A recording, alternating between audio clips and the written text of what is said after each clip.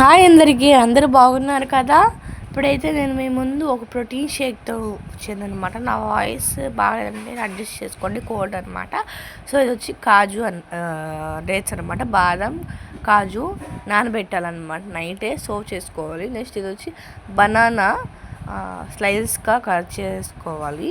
ఇది వచ్చి కాచిన పాలు అనమాట. కాచిన పాలు ఇస్తాం మెయిన్. నెక్స్ట్ వచ్చి మమ్మీ అన్నీ వేస్తుంది అనమాట. ఐ మీన్ మిక్సీలో అన్నీ వేస్తుంటాను అనమాట. సో ఫస్ట్ బాదం, డేట్స్, తర్వాత కాజు ఇవన్నీ వేసినాక లాస్ట్లో బనానా కూడా వేసేసినాక మిల్క్ అదే ఫైనల్ టచ్ అప్. మిల్క్ వేస్తుంది మమ్మీ, చూడండి.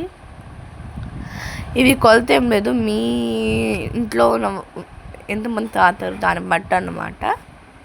సో నేనైతే గ్లాస్తో వెయిట్ చేస్తున్నాను అనమాట. సో మమ్మీ అయితే తెచ్చేసింది అనమాట. టమ్మీ ఫుల్ అయిపోద్ది అనమాట.